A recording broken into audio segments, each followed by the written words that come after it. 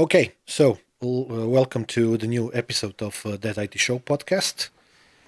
Today we are going to be talking about the Apple's Formula One launch. Super short, super fast, super something launch about everything that matters about Apple's MacBooks and iMacs. We're going to go over the topics of what they bring to the table, what are the changes, what is new. We're going to talk about pricing, technical aspects. Going to talk about some of the things that are still there and as annoying as always. We're going to unravel a bit of Apple's marketing that always seems to do the same things and everything related to that. So with that being said, welcome to the new episode of That IT Show podcast, and let's roll the intro.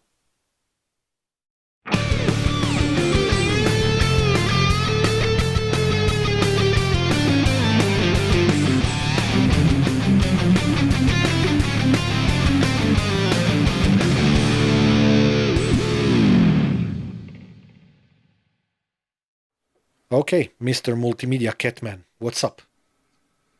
Why the multimedia cat? Because you have multiple cats running around and I can hear them. I was thinking about the cat from Red the Giant. So he was way cooler than me.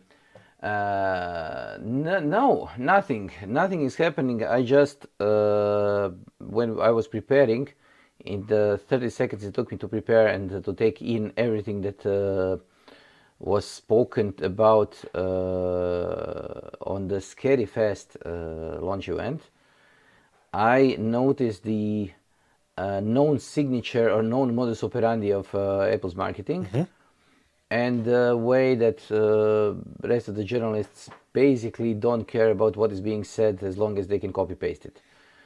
So I just noticed the complete lack of objectivity, complete lack of critical thinking, copy pasting irrelevant graphs without x and y axis having even remotely labeled. Even remotely having any markings at all. So it's 50% faster than nothing, or 30% slower than the other thing, and so on. And I must say that the first thing that actually drew my attention to the event, because I couldn't care less about the event itself. Me neither. Because we both of us were expecting that the M3 is going to come to the market. Or at least I was expecting that the M3 is going to come to the market in some form factor that's going to be too expensive to be mainstream. So that they are going to artificially try to limit the number of units that are, I wouldn't say required, but the units that the people are expected to buy. So they are not going to release a mainstream laptop. They decided to release different Mac Pros and MacBook Pros. MacBook Pros, and they released iMacs. Of course, they compared the apples to oranges, so they compared the new iMacs to the old Intel models, not to the M1 models. But the thing that I wanted to start with first is this product launch has been filmed with iPhone 15 Pro Max. Can I interject before that to just say something about the length of the introduction, and then you can go with the shot on iPhone thing, because we can dunk on that all night long.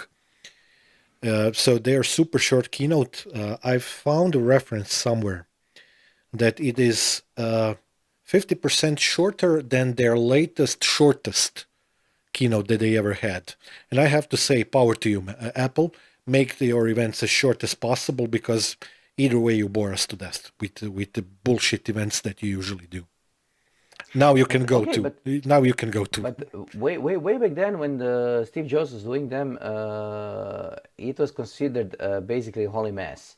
So the event itself needed to have some exposition. They needed to have the gathering of the faithful. The hordes. Needed. The hordes. The hordes, no, the gathering of the faithful. Yeah, ye faithful, all ye faithful. So and then you needed some sort of approval. people hailing and saying this is the best thing I've Ever seen, after the yes. sliced bread. And then one last thing, etc. And the one last thing, and the other things that were part of the thing. But first, I want to say this was supposed to be a live stream. I got a distinct feeling that the live stream was pre-prepared. It was. But they were announcing that this is going to be a live stream from the Apple's Cupertino's place. I didn't notice that, but okay.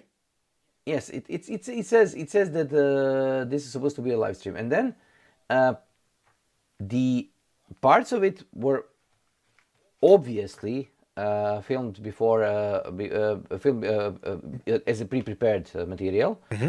It was obviously color corrected. It was obviously done, and they are not hiding it. Yeah. Because in the extremely confusing the filmed on iPhone 15 sketch, because I'm going to call it a sketch from now on, because it's nothing other than that. They said that they had a material that was completely prepared for color correction and for editing. And I'm all for the Blackmagic, kudos to Blackmagic for providing the new Blackmagic software for the iPhones. But they have a Blackmagic software that is able to do the ProRes recording. It was recorded in Apple's new format, though, not in ProRes, but yes. Yes, but it also supposedly supports ProRes, and I'm much more excited about ProRes than the Apple's new format, because as they say, the formats are a great way of choosing another thing that is going to make your life miserable. I just have to interject here, and I apologize for that, because you pinched a nerve now. Okay. You like ProRes. Next time when we do a live event, as we did at the beginning of this week, you are doing the clips. And then I'm going to make you love ProRes again, because Blackmagic, HyperDeck, ProRes, and everything else compatibility, please, for the love of everything that's holy, make it work finally. After years of waiting. Now you can go on.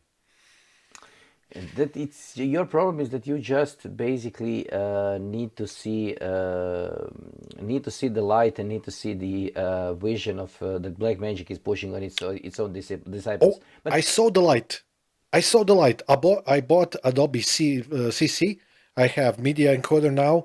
I made settings that work. Now everything is easy. But before that, every single time when I had to do that for HyperDeck, I had issues. So you have become a media professional. No, anyways, I'm going. That's what happens when you work for a company that has large marketing department without marketing people doing things. I'm going to skip on this, and I'm going to just remain calm and talk more about the filmed on iPhone 15. Go ahead. So let's start with the thing that bothers me. Yes, the event was filmed on iPhone 15. Yeah, there's a video 15, explaining how that happened. Yes, the iPhone 15 has an amazing chip that captures the video. The thing that bothers me a little bit is that some of the frames that our iPhone was held by were, I would call them, more expensive than the phone itself. Yes, because, okay, they made custom frames from the iPhone because they needed holders. Then they used space cams, they used dollies, they used lifts, they used cranes, Steadicams, cranes, basically everything that is available right now to any high-end production. Yeah, they used lighting. That's very cheap. Pictures that by themselves cost probably a couple of iPhones each. They used a complete crew that was probably 50 or 100 people behind the scenes, just to create film with iPhone feeling. What normal people would, a normal person would expect is that saying you can film it on iPhone, you're going to get your iPhone and film it. That's it. You are not going to get your iPhone and your 100 best pals, pay them $1 million to get some stuff together and then go and film something. Why not, if it's possible? Okay, I would like to see an Apple Care package about this. I agree with you. It's going to probably include a helicopter. Or a couple of drones. Oh, we forgot the drones. No, I didn't. I mentioned drones, but you maybe missed it. Okay. It's okay. So I forgot about the drones. Yeah, I definitely. And the other thing that was basically bothering me was the staging of the whole thing. Okay. Because for a live event, I would like to see. Okay, the opening scene with the opening big CEO talks about the campus. That looked amazing. The lighting was just perfect. Everything was done perfectly.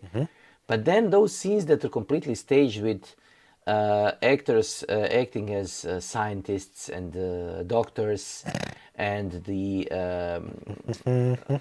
fake laboratories and fake libraries and so on and so on, it was way too much.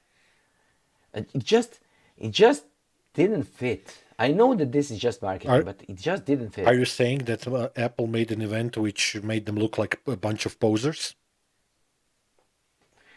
Yes, this is one thing, and the other thing is that they are a bunch of posers, because posing sells. Yeah, we know that. It's not what you say, what you are selling. It's just what you are telling that you're selling.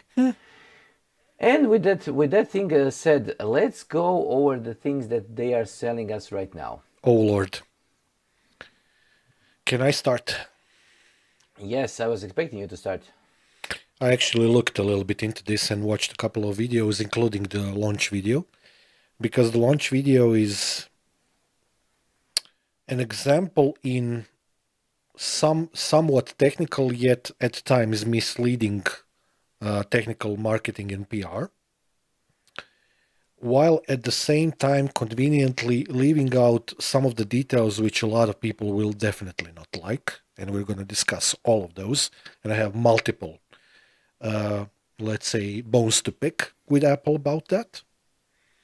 They basically launched 3 different chips in terms of just general model names. So M3, M3 Pro, and M3 Max. And some of the technical details that they added with the launch in terms of the information purely.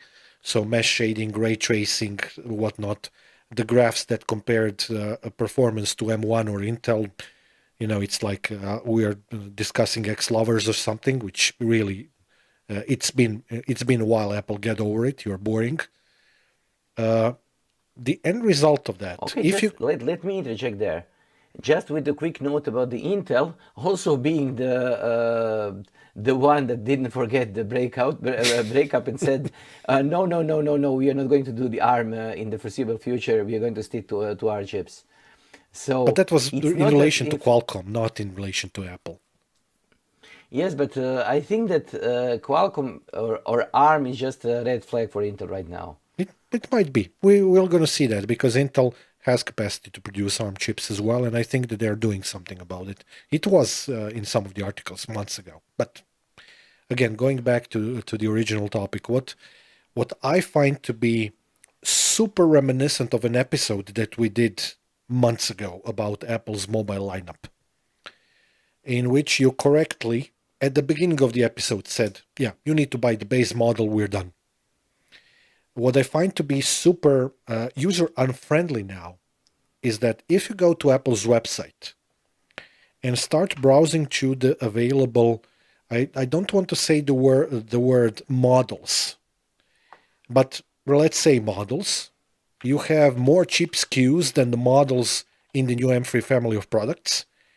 And it's super confusing the way in which they present that information on the website. And it's super confusing for me. I have, let's say, 20 years of experience reading through the marketing BS on various, manufacturers' website or even more, just like you. And I find it to be very difficult to go through some of the things that are written there. The thing that was really touted as very important is the fact that the chips are built on by using TSMC's 3 nanometer process. We're going to come back to this a little bit later. And they also, in one of the slides in the presentation, They compared M1, M2, and M3 in terms of die area and some other characteristics. M1 roughly 120 millimeter square die, M2 155, and based on A14 and A15, while most people say that the latest chip is based on A17 Pro chip, which is like skipping a generation or so when looking into M1 and M2.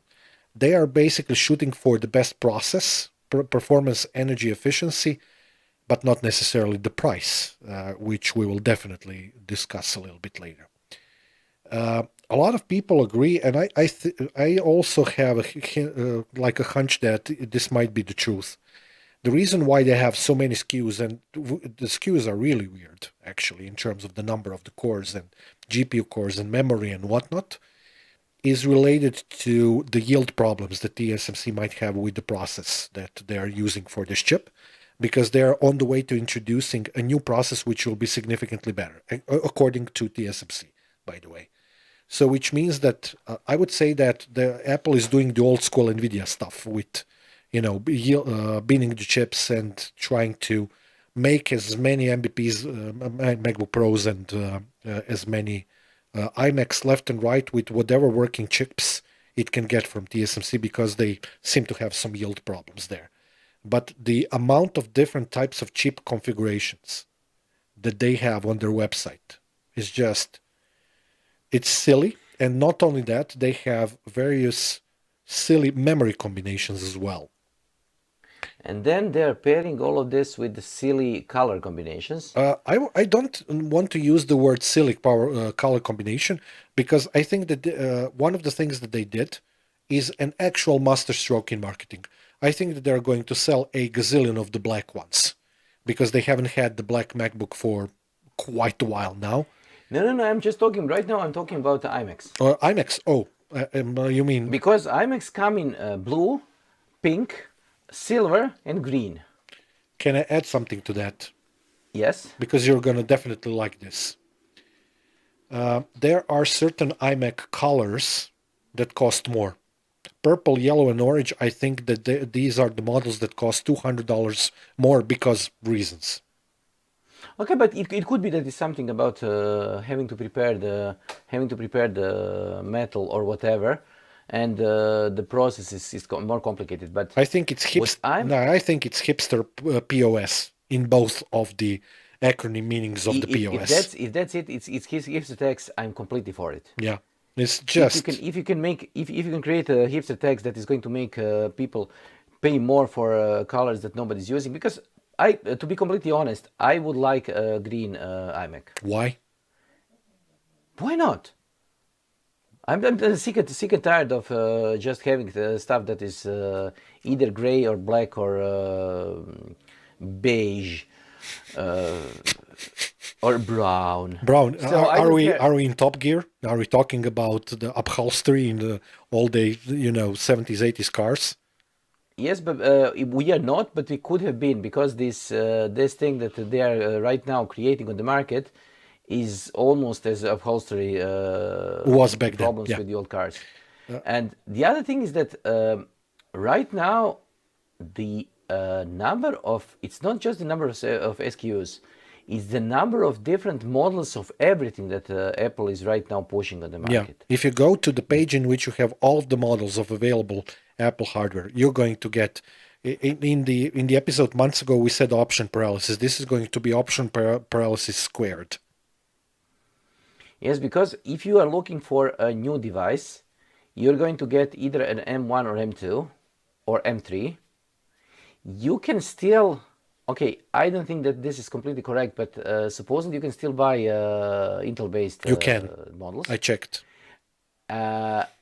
You have devices that are computers, so Mac Minis, that are less expensive than phones. Mm-hmm. You have a plethora of notebooks that are, I wouldn't say exactly alike, but they are not that different. So MacBook Air is not that different. 15-inch model with M2 is not that different from the MacBook Pro. So you have everything that you don't need. And I think, and I still stand by it, the M1 model of the Air is the computer to buy right now I need to add something. for an average person. Yeah, okay. Or M2, whatever, the startup And the model. other thing that the price went up. The price for the MacBook Air M1 went up 40% from when I bought it here in Croatia. That's really weird. Okay, let's go back to the pricing a little bit later because there is something to dunk on iMacs, even worse than what we started with. So the iMacs are still devices that have 10 gigabit USB, 2 ports. They still have gigabit Ethernet. That's not a standard on every single model, which is absurd. The base model has 256 gigabyte SSD, which is absurd squared. Nobody wants that. Then my favorite part is that Apple is really pushing their lightning cable based agenda still, and the keyboard and the mouse are still lightning based for the iMacs. Yes, and the keyboard and the mouse is that stupid thing that you have to turn it on the head charge. and you have to put the cable in its back. Yes. Yes. It's the stupidest thing ever. But the thing that is that when you're buying an iMac right now, the base model is going to be M1 with 8 gigabytes of RAM. If you're buying the new M3, you're also going to get 8 gigabytes of RAM. Yep.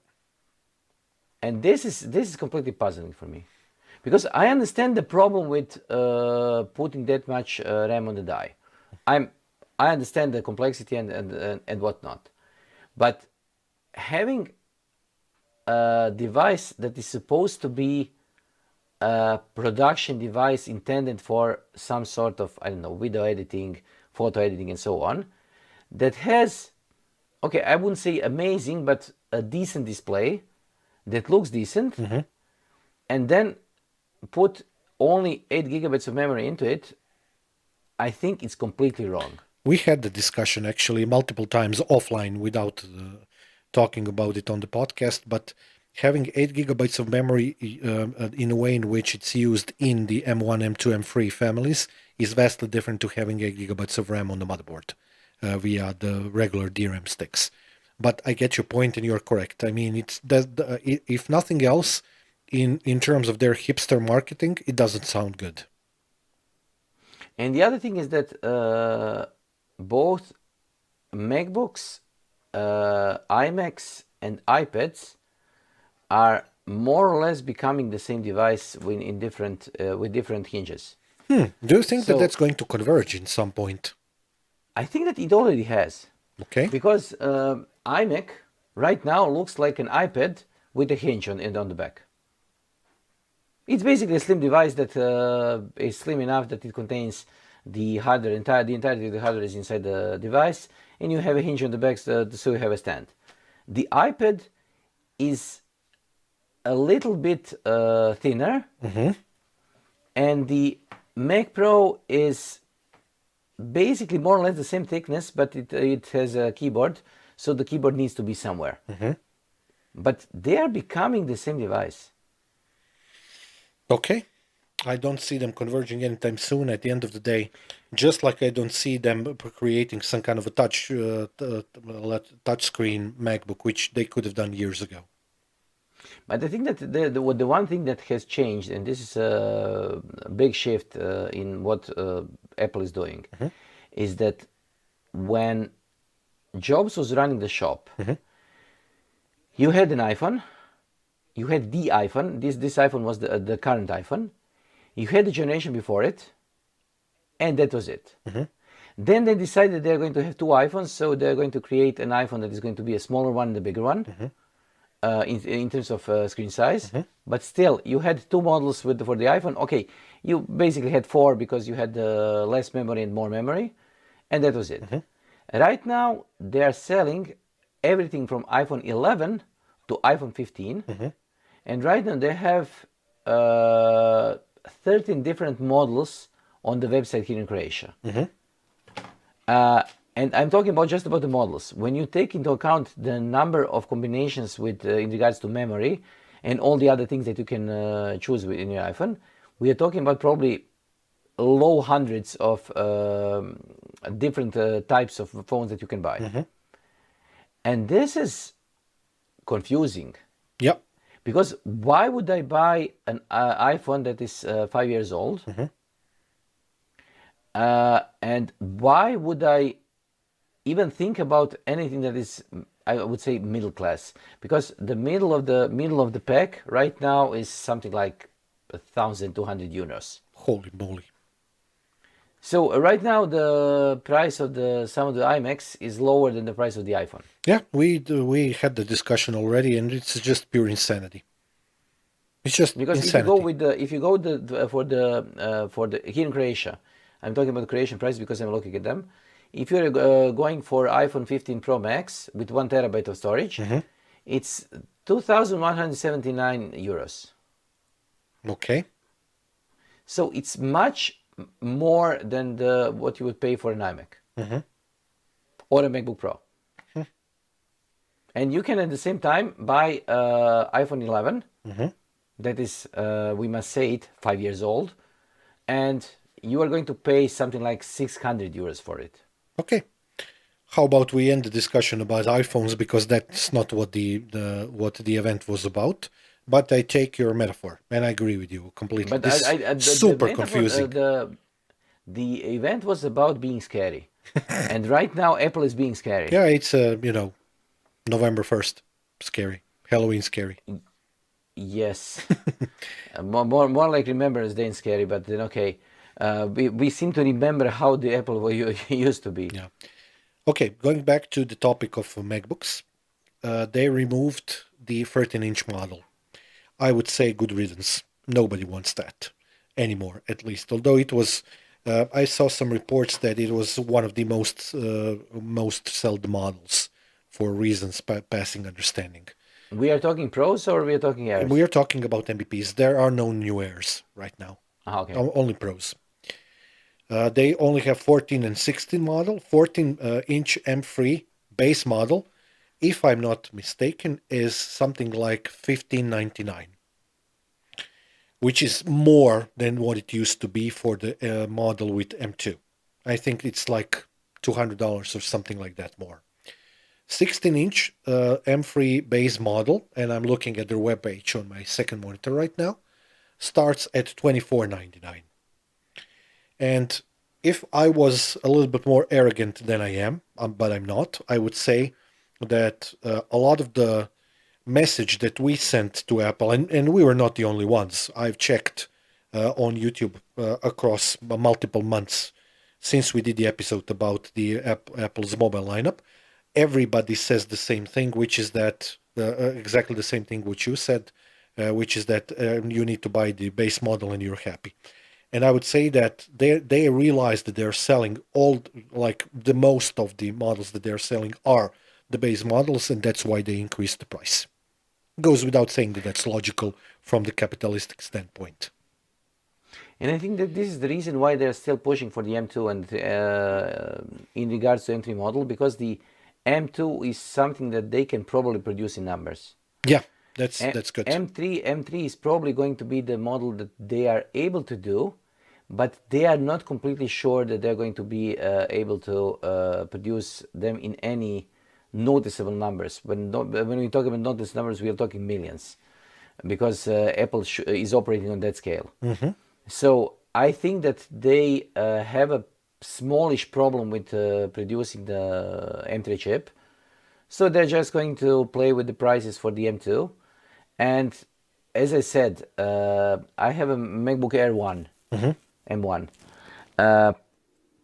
I didn't see any problems with any of the applications running on that computer.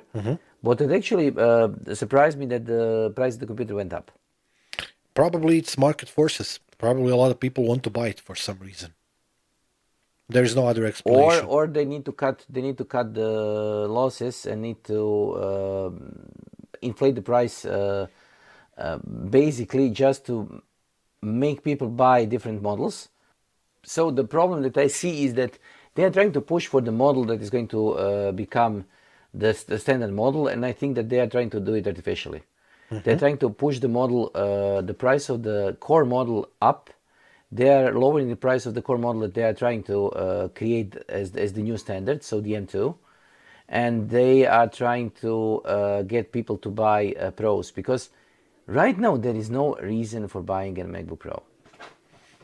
I cannot see any reason that will make sense when it regards to when it makes any sense to doing anything that is can be considered even video editing or something like this, I think, because you can edit. yeah, I think you are making a good point, and I would like to expand on this. I have a bunch of technical information that kind of furthers your point. So they removed 13-inch, which means you can now buy 14-inch with the base model, which was not available before. In the typical Apple style, they, of course, increased the price, as I mentioned. And I also talked about the fact that most people bought the base model, which is the reason why they increased the price. So that's what it is. But it actually gets worse than that. So you have, for example, two models, 8-core GPU, 10-core GPU, base models with 8 gigs of memory, 512 gigabytes of SSD. And you have also the 1 terabyte SSD version with price difference being something like $200. Then they changed and played with the number of cores. Efficiency cores, Apple states that they have roughly 30% more performance compared to M2 and up to 50% more than M1. But at the same time, they kind of switched the numbering of the cores. So 6 performance, 6 efficiency cores. You have basically a reduction in the amount of P cores on many of the models. So just as an example, we had 6 plus 4, 6 performance, 4 efficiency cores combination, and 8-4 performance efficiency cores in M2 Pro. Now we have 5-6 and 6-6, which any way you look at it is a reduction. So I would kind of like to put this information on the table to add what you already described, and I would say that Apple is definitely programming us to accept lower performance for higher price and pushing a specific model that costs more as the standard model. I would say that you're completely correct there. I think that this is what I would do. If you were Apple. What we have seen from Nokia, we have seen this from Samsung, we have seen this from a lot of other producers. What Apple didn't do is they usually didn't do it so blatantly. Mm-hmm. But right now, I think that both Apple and Intel are doing the same thing. Intel is right now pushing for a model, so they have a 14 series chips that are more or less completely the same as the 13th generation of the chips. Most people say that as well. And they are trying to say that this is something that is new, simply because they need to buy the time. I think that Apple is right now buying the time because they are unable to produce the M3 chips in numbers. They are unable to produce the bread and butter of the chips that they need for the new iPhone, so they are probably not trying to waste time and processing plants on doing the chips that don't have enough yield. Mm-hmm. So they are probably pushing, because right now the iPhone is the best seller. So they're trying to make money on the iPhone. They're trying to make money on the lower end laptops, and then it makes sense to have the lower end laptops more expensive. There's actually more to that to the story. Even some of the more expensive versions of the chips, like with 6 performance, 6 efficiency cores, nowadays they have 18-core GPU. It used to be 19, and this just points to some sort of binning being done and problems with the yields. But it doesn't stop there, actually. So M3 Pros have a lower memory bandwidth from 200 gigabytes per second on M2 Pro for the old generation, M2 Pro, 250 on M3, and which points to a slower memory bus. So they are cutting things for either technical or money or both reasons. I don't know what it is. Then this might have something to do. I actually thought about this today in the afternoon. Maybe it might have something to do with the fact that they increased the amount of memory for some of the models. For example, they moved from 16 gigabytes to 18 gigabytes of memory. It's just plain weird. The numbers just don't make sense. And when you go to M3 Max, for example, that's where the weirdness becomes peak weirdness. Memory bandwidth on the slower model, which has 10 performance cores, 4 efficiency cores, and 30 GPU cores, is 300 gigabytes per second, while the faster one, which has 12 performance cores, 4 efficiency cores, and 40 GPU cores, is 400 gigabytes per second, which is different to what it was in M2, which was 400 for all, if I remember correctly. So it's just weirdness everywhere, and that weirdness actually continues in the configuration tool when you go to their web page, because the way in which you make selection in the latest model is a little bit infuriating. And people just need to try that, because sometimes you, when you go to, for example, M3 Pro or M3 Max, you have multiple SKUs there. And the way in which the price updates doesn't necessarily work in the way in which you expect. It's just something that's really weird. You have to see it for yourself.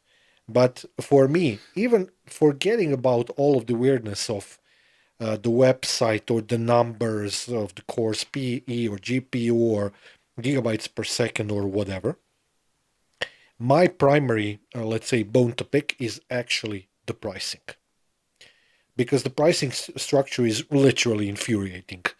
So base M3 model, basically the same, but there is the base M3 model, sorry, is the same, but there are price increases on the faster CPUs and M3 Max. We are talking nowadays about devices that can cost $3,500, $400 or $4,000, whatnot. I think that they are basically doing what you said, which is let's price some of the models out of the market reach, out of the, let's say, reality of what somebody is going to pay and buy because of the yield problems. To have a little bit of positive news, they actually have a 128 gigabyte M3 Max model if you want to spend $5,000 on a laptop that has a terabyte SSD, which is, again, infuriating. And they improved the display, 600 versus 500 nits. But most people are saying that this was something that the old display was capable of, and there were applications that were capable of enabling that, so maybe they just built that into the OS. The additional weirdness, this is my favorite part. You know I love talking about ports on laptops. That's my subspecialty in which I usually, say a lot of negative things. The base model has 2 Thunderbolt 4 ports now. M3 Pro and Max have 3 Thunderbolt ports, which is less than what it used to be. It used to be 4. Then we have the base model with a slightly smaller battery, 70 watt hours compared to 72.4 for the models that are faster. And they say that even though the battery is smaller, it has a better battery life, which is definitely possible, as these cores are quite efficient. But my favorite part, and this is something that I discussed on the episode that we did months ago, is actually the idiotic limitations that we have on the amount of external displays. So let me try to sum this up for you. If you are talking about M3 and M3, so the base model, you can only have 1 external display. If you have M3 Pro, that's 2. And if you have M3 Max, that's 4 displays. And I actually went and searched a little bit, because both of us use those refurbished Lenovo laptops. And when I was searching through some of the support documents on Lenovo's website, I was like, boy, Apple, do you know how to piss us off in terms of these stupid, idiotic limitations that you have? I mean, basically, you can buy a second-hand Lenovo that's 10 years old with the Ultra Dock, which is going to cost roughly $600 or 600 euros, depending on the market where you are. And you can rock 6 displays, no problem, which is more than what Apple can offer in their everything generation of laptops. Basically, you end up with a laptop that's stuck in terms of display connectivity somewhere in mid-2000s or something like that. And I don't see the reason why that should be that. We have ports, we have everything. I mean, what the hell is the problem? It's not like Thunderbolt 4 can't handle more than that what they're offering. But they are putting these artificial limitations for whatever reason. They know what it is. I don't. And I do not appreciate that. Still, they're trying to, I they're think that still there is a trying to reason. be, dictate how they want you to use the laptop that you buy. That's what they're doing. I think that I know what the reason is. Please enlighten me. I think that the reason is the lies behind the idea of having a GPU and CPU in the same die. Okay. Because if you limit the amount of memory available to that CPU GPU combination, Okay. you are unable to drive more than a couple of displays because you don't have enough memory to drive those. There is a solution to that problem. Yes, I know that there is a solution to this problem, but since they painted the corner, right now they're stuck in it. I mean, So they had the same problem with Intel generation of laptops, and that problem was solvable by using external Thunderbolt chassis, which they also tried to kill many, many times, external, so eGPUs, but it still worked. You know that you borrowed me a VGA card for that, and I I know, bought, but and that worked really well. I have no problems with that. It worked even better on the PC because I could stick any kind of GPU in, but still, it worked on my but laptop. interesting thing is that Apple seems to be pushing for gaming right now. Yeah, They are talking about shaders. They are talking about that ray tracing. elusive thing that they are calling dynamic caching, Yes, which seems to be able to use the memory as the memory should be used. correct. But I know that the quote that actually got me laughing was the quote from one of the articles about new MacBooks that said Apple has now everything it needs to dominate gaming except games. I think this sums it up Perfectly. sums it up perfectly. Yeah. Because they are trying to push for the gaming market, and the gaming market is either not willing to budge, or the gaming market basically doesn't care. Okay. So I'm just going to go with, I understand some of the things that are happening. I don't understand all of those because I don't think there is a single person on the planet that understands what is on the Apple's mind. But I would just say that I'm not impressed right now. The same way that I was impressed when we were talking about the first generation of M1s Yeah. and M2s, because they were amazing. They were. I think that right now they're stagnating and they are just trying to define a way forward. Okay. Because I think the biggest elephant in the room is that people do not need any more horsepower or any more power, CPU power on the laptops. Okay. Generally speaking, you're correct. Joe, Yeah. Generally speaking, you're a regular correct. Joe does not need 16 gigabytes of RAM when it comes in configuration like Apple does. Apple does right now. So they are pushing for 8 gigabytes as something that is a standard because they know that you don't need it. If you're using your Office, if you're using Apple Silicon optimized applications, you are going to be more than doing your job well enough, more than well enough, by just simply having 8 gigabytes of RAM and just using an M1. And this is one of those things that Apple is slowly, or did realize, and right now it is trying to get some money out of it, while knowing that they won't be able to push for the new laptops. Okay. I have two more things to say. One of which is agreeing with you. I think that what they're doing is they are trying to market this as some kind of super big, very important event, whatnot, while at the same time it's not. Nothing major happened. They didn't really introduce anything worth mentioning all that much. Anyway, this whole launch is much ado about nothing, just like Intel's 14th gen CPUs, I would say. Very good metaphor by you as well. But I have a thought that is definitely going to make you cry like a little baby. Are you ready? Yes. They didn't introduce new iMac Pro. Okay. But I wasn't expecting it. Yeah, nobody cares. But I was basically, when they're introducing new Mac Pros, I'm just waiting what is the next form factor going to look like. Okay. They tried the toaster, they tried the urn, they tried The lamp. the lamp. So I just want to see what the next generation is going to look like.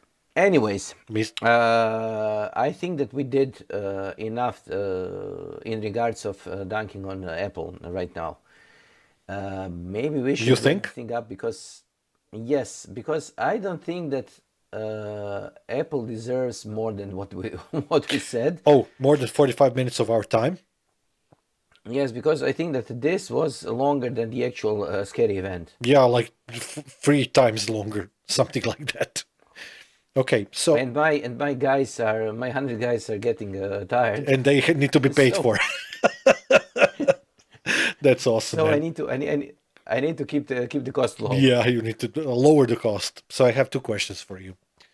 Question number one, do we care? And question number two, does this change in any shape or form our previous recommendation that we made months ago in our previous episode? Let me just answer the second one first. No, go for the lowest model possible. Go for the Air. It doesn't have connections. It only has two USB 3s, and that's it. But it is more than enough for everything that you're going to do. And the other thing is that I think that we are a little bit wiser because we are seeing the stagnation coming when it comes to new laptops. And I think that this is one of those things that is just pointing to it. We stopped the revolutionary, just one more thing, presentations, not because they were boring, but because there is nothing revolutionary left to do right now. Do you think it's just the law of diminishing returns or something else? Probably yes, because I think that right now what people are expecting is that they want to have more autonomy. And I think that what next needs to be upgraded is going to be multiple screens. So they are going to need to find out the way to create multiple screens out of a normal laptop, because people like multiple screens. I think they're never going to do that. This is where we differ in opinion. I think that they are going to just keep on doing what they're doing and never add more support for monitors, because that's where what they're doing. Maybe they will enable it on some of the desktop models, maybe on, I don't know, the Mac Ultra or something like that, but not on laptops, because long ago they stopped supporting this, and I don't think they're going to walk that back in a sense. Yes, And but they're on the making other a hand, mistake. what you can do, you can use the any iOS device. You can use it as a second screen. You can connect to the devices using at least two technologies. So basically, you can use the sidecar. You can use your device as a place where you see the open, basically a taskbar, where you can see all the open applications. And this is something that makes sense. And also there are different ways of using Windows desktops as screens for macOS. So I think that You we mean are via third-party slowly. applications and network connection? Yes, but the thing is that we are slowly converging. Windows is converging with Linux. Apple is converging with Windows. Okay, not on their own, but they are converging. Okay. So I think that we are going. The next thing that needs to get broken through is the battery capacity. I think they have really excellent battery capacity here. They're saying that from 18 to 22 hours, if I remember correctly from the spec sheets, which, I mean, 2 working days with that. I mean, the complaint that I have about the amount of screens that I mentioned more than a few times, both now and in the episode that we did months ago, by the way, it's episode 23 that we did many moons ago, in which we discussed what's happening in the Apple market. So this was back in June. Okay. The problem that I have with the screens is not because I'm some kind of a specialized use case and I'm crying because of myself. wah wah wah. It's not that. It's the second you becomes any kind of content creator, doesn't really matter if it's static image, if it's video, if it's audio, or God forbid everything interconnected between those three. That's when screen real estate becomes very important. It's very difficult to do color grading and do video editing, whatnot on one screen. It's just very difficult to do. It's a completely human, let's say, complaint, which I think that they should do something about. Not sure whether they will or will not, but I understand the memory bandwidth and the CPU GPU integrated thing and sharing the bandwidth, all of that architectural, all of those architectural details. I really appreciate that Apple has done that, but that shouldn't be to the detriment of the use case. And use case for the laptop is always going to be that there will be a lot of people who need multiple screens and not one. To that end, I would actually like to go in the opposite direction because for a change, I've been the one who has been dunking on somebody. Usually you do that. I would like to say that I still very much appreciate and admire Apple for going in the direction of the architecture that they're doing. I also consider it to be the correct architecture from now to future until some kind of a new quantum shift in technology comes about, which doesn't happen all that often. I know that you think the same. And I hope that they are going to keep on improving on that design and then, adding additional cores and more memory and memory bandwidth. They should increase the amount, they should increase the width of the memory controller there as well and do all of the things that we've already seen so many times play out in IT with, GPUs and whatever, that those things have been happening for many, many years. But I mean, kudos for the architecture and, they get none of the kudos for the products this time around. I have just one thing to add because you were talking about the professionals that are doing the audio and video. I think that right now they are pushing for the performance gains that nobody needs. Yeah. Right now you can do everything that you need to do using the existing M1s and M2s. Mm-hmm. M1 is completely capable of real-time encoding to 4K streams. Mm-hmm. You can basically do video editing on M1 Air without any problems. The screen state is the only thing that you are missing, so you need a bigger screen. But other than that, there is no visible difference when it comes to doing stuff if we are ignoring the gaming, and we are ignoring the gaming because there are no games for the MX right now. There are some, but not all that much. But the number of games is surprisingly high because I installed them I installed Steam, and I tried to play some games. But the problem was that the amount of games that are AAA titles, so the best titles, mm-hmm. is low. When it comes to general gaming, mm-hmm. I think something like 60 or 70% of the games are available on Steam. But you don't get as good as games as you can get on the PC. Mm-hmm. But anyways, let's wrap this thing up and say... Before we wrap this up, how do you... let's say right now you're, again, an Apple user. You have your laptop. How would you cross that divide? What would you do? Would you buy a Steam Deck or something like that, or would you just forget about the games? Just forget about the games. Really? Yes. Because it's easier to do video editing on the laptop than it is to do gaming. Okay. While gaming, you need a mouse. You actually need a mouse because it's completely inconvenient to use the trackpad. Mm-hmm.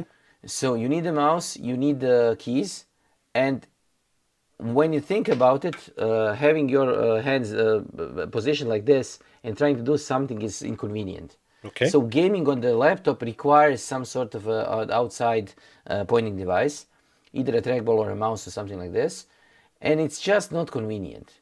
So some of the games are going to make sense, but a lot of them are not. Okay.